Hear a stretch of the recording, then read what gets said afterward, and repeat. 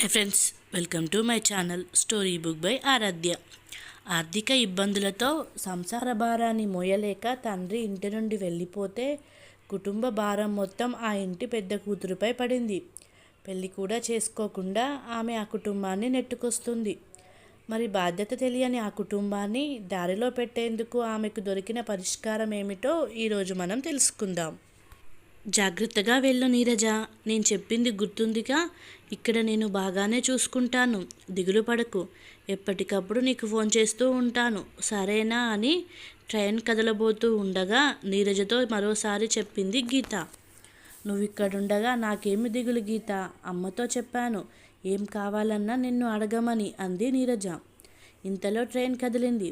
Station దాటి గీత కనుమరుగు అయ్యేదాకా చూసి తన సీట్లోకి వచ్చి కూర్చుంది నీరజ. నీరజకు 10 రోజుల క్రితం జరిగిన సంఘటన గుర్తుకు వచ్చింది. నీరజకు తాను పనిచేసే ఉద్యోగ ప్రమోషన్ కోసం 2 నెలల ట్రైనింగ్ అవసరం ఉంది. దానికోసం నీరజ బెంగళూరు వెళ్లాల్సి వచ్చింది. కానీ నీరజకు కుటుంబాన్ని ఒంటరిగా వదిలేసి వెళ్ళడం ఇష్టం లేదు. అతి కష్టం మీద నీరజను ఒప్పించింది గీత. గీత నీరజలు చిన్నప్పటి నుండి ప్రాణ స్నేహితులు. గీతకు 2 సంవత్సరాల క్రితమే పెళ్ళయి భర్తతో హాయిగా కలిసి ఉంటుంది. కానీ నీరజ పరిస్థితి అలా కాదు. నీరజ మీద ఆధారపడి బ్రతికే ఆమె కుటుంబం ఉంది. ఒకవేళ తాను పెళ్లి చేసుకొని వెళ్ళిపోతే తన కుటుంబం అన్యాయమైపోతుందని పెళ్లి ఆలోచన తన మనసులోకి రానివ్వట్లేదు నీరజ. ఎన్నాళ్ళు ఇలా కుటుంబం అని పట్టుకొని వేలాడతావు? నీకంటూ ఒక జీవితం లేదా? నీ కుటుంబాన్ని నేను దారిలో పెడతాను. నువ్వు చీకు చింత లేకుండా హాయిగా నాలా ఉండు. మంచిగా ట్రైనింగ్ తీసుకో. ఇక్కడ నేను నీ బాధ్యతలను మోస్తూ మీ వాళ్ళను అందరినీ ఎలా దారికి తెస్తానో చూడు అంది గీత. మా వాళ్ళ సంగతి నీకు తెలియదు గీత అంది నీరజ. అది చూద్దాం. ఇంకో సంగతి, ఈ విషయంలో నువ్వు ఏమాత్రం ఇన్వాల్వ్ కాకూడదు. వాళ్ళని కాంటాక్ట్ చేయకూడదు మధ్యలో, ఓకేనా అంది గీత. నీరజ ఇంటి పరిస్థితి గీతకు తెలియంది కాదు. సంసారాన్ని మోయలేక ఇల్లు వదిలి వెళ్ళిపోయిన తండ్రి, ఏ బాధ్యత పట్టకుండా పైలాపచ్చీసిగా తిరిగే పెద్ద తమ్ముడు, కాబోయే భర్త కోసం కలల ప్రపంచంలో విహరిస్తున్న పెద్ద చెల్లెలు, చిన్నప్పుడు పోలియో వచ్చి ఒక కాలు చచ్చు పడిపోయిన చిన్న చెల్లెలు, ఇంకా హై స్కూల్ చదువు కూడా పూర్తి కాని చిన్న తమ్ముడు. వీళ్ళందరినీ చూస్తూ ఈ సంసారాన్ని ఎలా ఈదాలరా దేవుడా అంటూ రోజుకు ఒకసారైనా గుండెలు బాదుకునే తల్లి. ఇది తన కుటుంబం. అంతులేని కథ లాంటి జీవితం తనది. ఈ బాధ్యతలు తీరేవి కావు. గీత పిచ్చి కానీ అది మాత్రం ఏం చేయగలదు అని విరక్తిగా అనుకుంది నీరజ. ఏమైనా తన కోసం ప్రాణం ఇచ్చే స్నేహితురాలు ఉంది, అది చాలు. అయితే నేనేమి కానా అని సురేష్ ప్రశ్నించినట్టు అయ్యింది. నీతో జీవితాన్ని కాదు బాధ్యతల్ని కూడా పంచుకుంటాను నీరజ అని ఎన్నోసార్లు భరోసా ఇచ్చాడు సురేష్. కానీ నీరజ ధైర్యం చేయలేకపోతోంది. చల్లగాలి రివ్వున కొడుతోంది. కిటికీ మూసి సూట్ కేసులో నుంచి దుప్పటి తీసి బెర్తు మీద వరుచుకుంది నీరజ. మెల్లిగా కళ్ళు మూసుకుంది. ఇప్పుడైనా నీ గురించి నువ్వు ఆలోచించు నీరజ. నీ జీవితం గురించి, నీతో కలిసి నడవాలి అనుకున్న సురేష్ గురించి ఆలోచించు అంటున్న గీత మాటలు చెవిలో రింగు రింగుమంటూ ఉంటే నెమ్మదిగా నిద్రలోకి జారుకుంది. 2 రోజుల తర్వాత గీత ఆఫీస్లో ఉండగా సెల్ ఫోన్ రింగ్ అయ్యింది. నీరజ చెల్లెలు గిరిజ ఫోన్ చేస్తోంది. గీత ఫోన్ లిఫ్ట్ చేయగానే, గీతక్క నువ్వు అర్జెంటుగా ఇంటికి రావాలి అంది. దాని స్వరంలో ఆందోళన స్పష్టంగా తెలుస్తోంది. ఏమైంది అని గీత అడిగితే, ఇక్కడకు వచ్చాక చెబుతాను అంది. సరే వస్తున్నా అని ఆఫీస్కి సెలవు పెట్టి వెళ్ళింది గీత. గీతను చూడగానే బోరుమంది నీరజ తల్లి సుభద్రమ్మ. చూసావా గీత, నీరజ ఎంత పని చేసిందో అని మడత పెట్టిన కాగితం ఒకటి గీత చేతిలో పెట్టింది. దాన్ని విప్పి చదివింది గీత.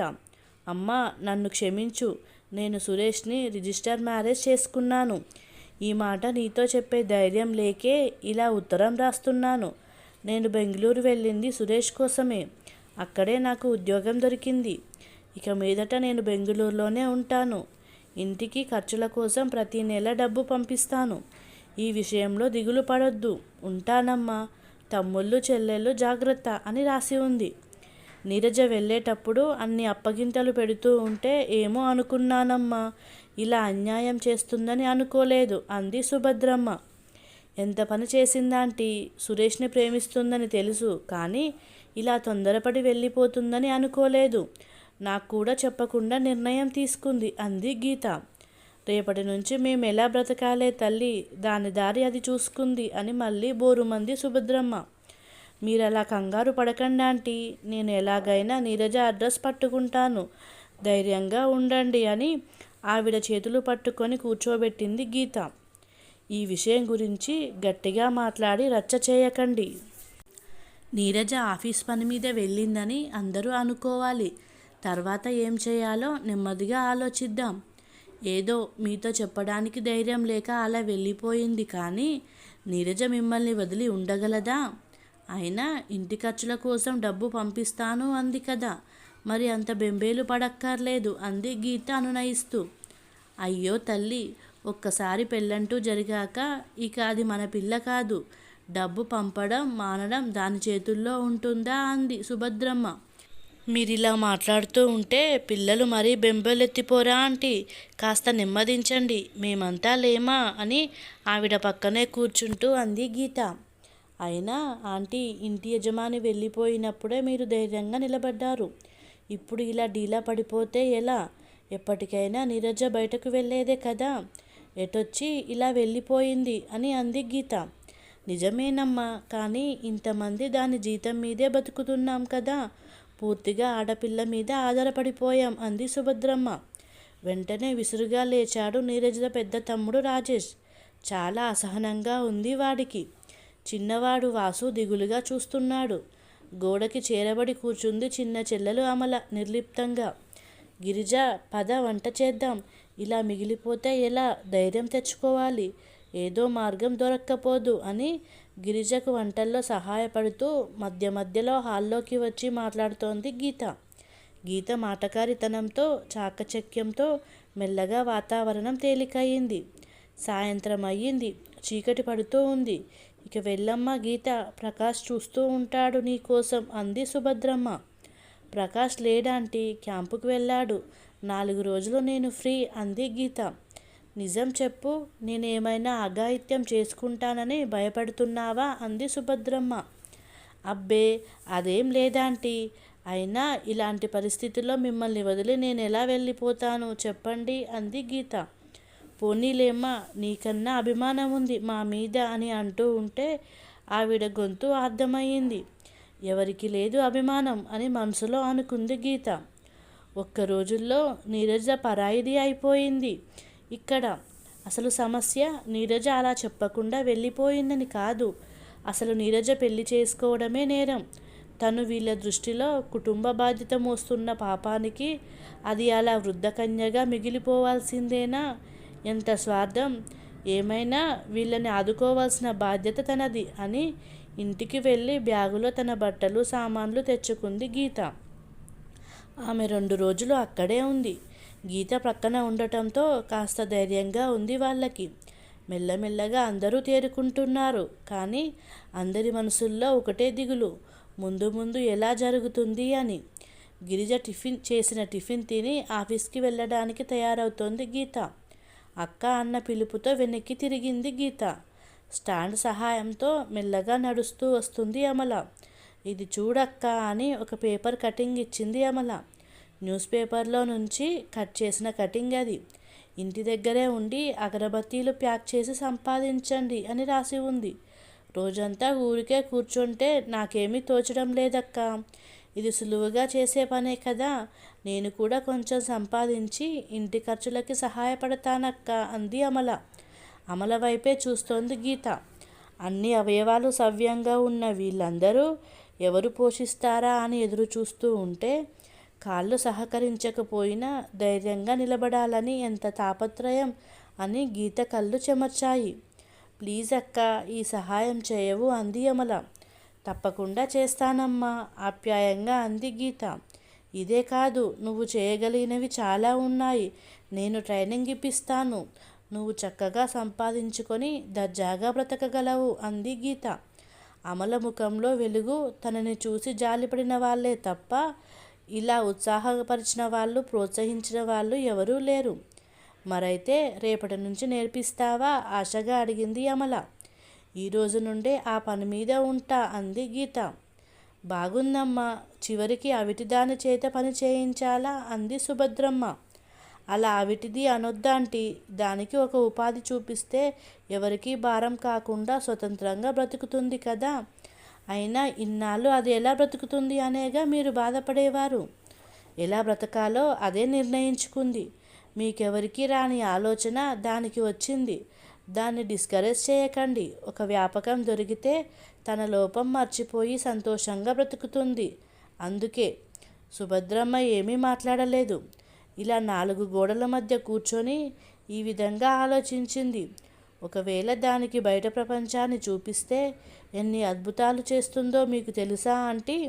ఈ రోజుల్లో అంగవైకల్యం ఉన్నవాళ్ళు కూడా ఉద్యోగాలు చేస్తున్నారు, వ్యాపారాలు చేస్తున్నారు.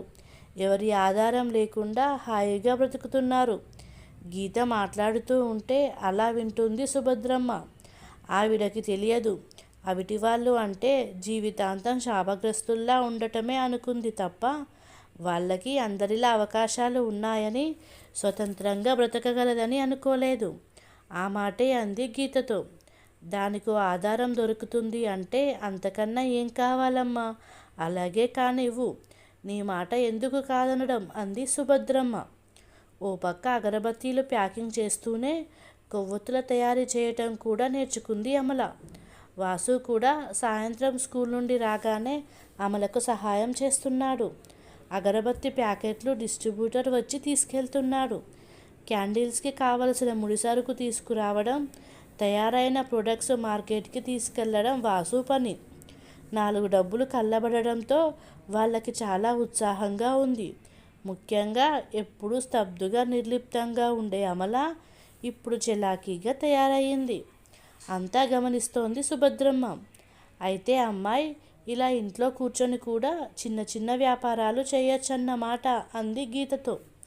బేషుగ్గా చెయ్యొచ్చాంటీ, చేయాలే కానీ బోలెడన్ని ఉపాధి మార్గాలున్నాయి అంది గీత.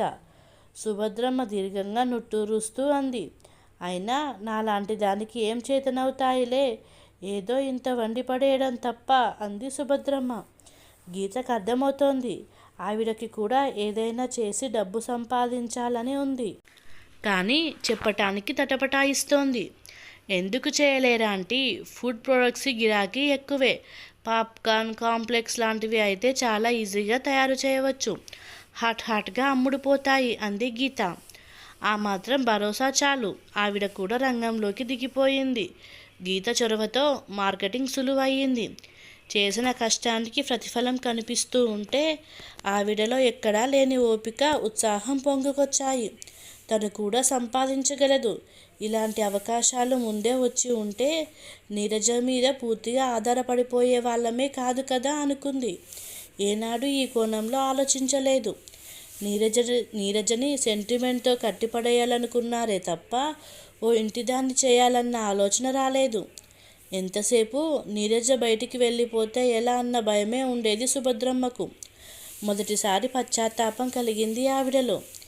గిరిజ తన కలల ప్రపంచం వదిలి మెల్లగా ఇలలోకి వస్తోంది. ఇన్నాళ్ళు ఎంత వ్యర్థంగా గడిపిందో అర్థమవుతుంది ఆమెకు. చిన్నవాళ్ళిద్దరూ ధైర్యంగా ఇంటి బాధ్యతల్లో పాలు పంచుకుంటూ ఉంటే పెద్దదాన్ని ఇలా కూర్చోవడం గిల్టీగా ఉంది ఆమెకు. ఒకప్పుడు తన అందచందాలు, మెరుగులు దిద్దుకోవడం కోసం నేర్చుకున్న బ్యూటీషియన్ కోర్సు ఇప్పుడు అక్కరకు వచ్చింది. ఒక బ్యూటీషియన్ దగ్గర అసిస్టెంట్గా చేరింది. 1-2 ఏళ్ళు కష్టపడితే తను కూడా ఒక బ్యూటీ పార్లర్ పెట్టుకోవచ్చు. ఎవరి ఆధారం అక్కర్లేదు అని మనసులో అనుకుంది గిరిజ. ఇక రాజేష్ పరిస్థితి మరో రకంగా ఉంది. ఇంట్లో ఒకదాని తర్వాత మరొకటి జరుగుతున్న సంఘటనలు దిమ్మెరపోయేలా చేస్తున్నాయి. నీరజ తర్వాత పెద్దవాడు తనే. కుటుంబ బాధ్యతలు మోసే తెగువ తనకి ఎలాగూ లేదు. కానీ తానే ఒక బరువయ్యాడు. ఇంట్లో చిన్నవాళ్ళైన చెల్లెలు, తమ్ముడు, చివరకు వృద్ధురాలు అయిన తల్లి అందరూ కష్టపడి సంపాదిస్తుంటే తినే అర్హత తనకి ఎక్కడుంది? ఇంట్లో ఉండలేడు. అలా అని బయటకి వెళ్ళి బతకలేడు. తన మీద తనకే అసహ్యం వేస్తోంది. చిన్న చిన్న ఉద్యోగ అవకాశాలు ఎన్నో జారవిడుచుకున్నాడు చేజేతులారా. ఒరేయ్, నీలాంటి పర్సనాలిటీ, మాటకారితనం ఉన్నవాడు బిజినెస్లో రాణిస్తాడని ఫ్రెండ్స్ అంటూ ఉండేవారు. తనకున్న ఒక్క ప్లస్ పాయింట్ని ఉపయోగించుకోవాలి అనుకున్నాడు. ఎలాగైతేనే తిరిగి తిరిగి ఒక కంపెనీలో సేల్స్ రిప్రజెంటేటివ్గా ఉద్యోగం సంపాదించాడు. జీతం ప్లస్ కమిషన్, కష్టపడితే ఫ్యూచర్ బాగా ఉంటుంది అని ఆఫీసర్ అన్నాడు. తప్పకుండా కష్టపడతాను, నేను మునుపటి రాజేష్ని కాను అని మనసులో అనుకున్నాడు. స్వీట్స్ కొని ఇంటికి తీసుకెళ్లాడు. సుభద్రమ్మ ఆనందానికి అంతులేదు. ఎందుకు పనికిరాడు అనుకున్న కొడుకు ఇలా దారికి రావడంతో పుత్రోత్సాహం పెల్లుబికిపోయింది ఆవిడలో. గిరిజ, వెంటనే గీతని రమ్మను, మాట్లాడాలి అంది సుభద్రమ్మ. గుమ్మంలో నిలబడి అలా చూస్తోంది గీత. ఇంట్లో ఒక పండుగ వాతావరణం కనిపిస్తోంది. సరిగ్గా 25 రోజుల క్రితం విచారం నిండిన ఇంట్లో ఇప్పుడు ఆనందం తాండవిస్తోంది. ఇంతలో ఎన్ని మార్పులు! గీతక్క వచ్చింది అని వాసు గట్టిగా అరిచాడు. స్వీట్స్ పట్టుకొచ్చింది సుభద్రమ్మ. ఒక స్వీట్ తీసి గీత నోట్లో పెట్టింది అమల. వాళ్ళ సంతోషం చూసి కడుపు నిండిపోయింది గీతకి. ఇప్పుడు కానీ నీరజ ఉంటే ఎంత సంతోషించేదో కదా అని మనసులో అనుకుంది గీత. ఇంతలో సుభద్రమ్మే అంది, చూడమ్మా గీత, నువ్వేం చేస్తావో తెలియదు. ఎలాగైనా సరే నీరజకు కబురు పంపించి జరిగిందేదో జరిగిపోయిందని, అది మంచికే జరిగిందని, ఇక మా కుటుంబానికి ఏమీ దిగులు లేదు అని, మా బ్రతుకు మేము బ్రతకగలమని చెప్పు. తను మాకు డబ్బులు పంపించక్కర్లేదు, అది ఎక్కడున్నా సుఖంగా ఉంటే చాలు. ఇదంతా నా మాటగా చెప్పి కబురు పెట్టు తల్లి అని గీత 2 చేతులు పట్టుకుంది సుభద్రమ్మ. అలాగే ఆంటీ, ఈరోజే నీరజని కాంటాక్ట్ చేస్తాను అంది గీత. అక్కా బావలకి మంచి రిసెప్షన్ ఏర్పాటు చేయాలి అని రాజేష్ అంటున్నాడు. Success Neeraja, grand success. మీ ఇంట్లో ఎలా నవ్వులు విరబూస్తున్నాయో చూడు, వాళ్ళ అందరిలో ఆత్మవిశ్వాసం చూడు. నీ చెల్లెళ్ళు తమ్ముళ్ళు అందరూ నువ్వు గర్వపడేలా తయారయ్యారు తెలుసా అని నీరజకు ఫోన్ చేసింది గీత. నిజంగా అసలు ఇదంతా కలలా ఉంది అంది నీరజ. మీ వాళ్ళంతా నీ కోసం ఎంతగానో ఎదురు చూస్తున్నారు నీరజ, కానీ నువ్వు తెచ్చే జీతం కోసం కాదు, నీ కోసం, నిన్ను చూడాలని, నీలో ఆనందం చూడాలి అని, ఇంకా చెప్పాలంటే నువ్వు జంటగా తిరిగి వస్తే చూసి ఆనందించాలని ఎదురు చూస్తున్నారు అంది గీత.